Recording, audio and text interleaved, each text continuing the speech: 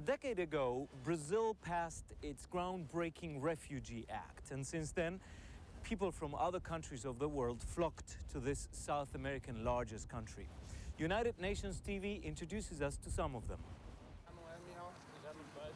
The iconic image of the world-renowned statue of Christ in Rio de Janeiro, Brazil.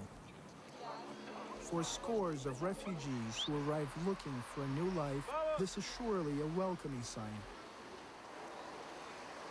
This former social worker from Colombia was once abducted by guerrilla fighters. I was forced to join them. I was threatened. My life was at risk. UNHCR, the United Nations Refugee Agency, estimates the global number of people displaced due to armed conflict to be over 35 million.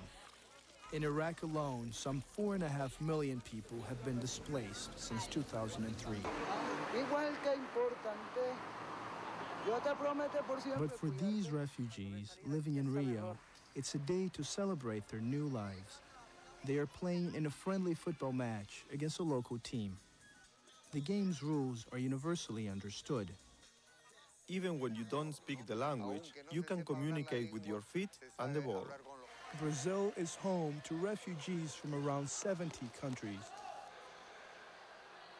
Brazil has some of the most advanced laws in the world when it comes to the protection of refugees.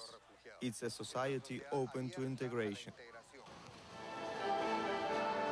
Voluntary organizations, UNHCR, and the Brazilian government support programs for the recently arrived, providing them with working papers, Portuguese language courses, and general assistance during the resettling period.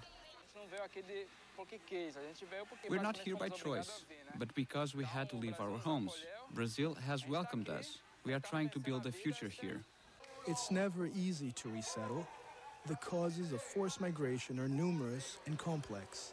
But for many refugees living in Brazil, there is now hope for a productive and peaceful life.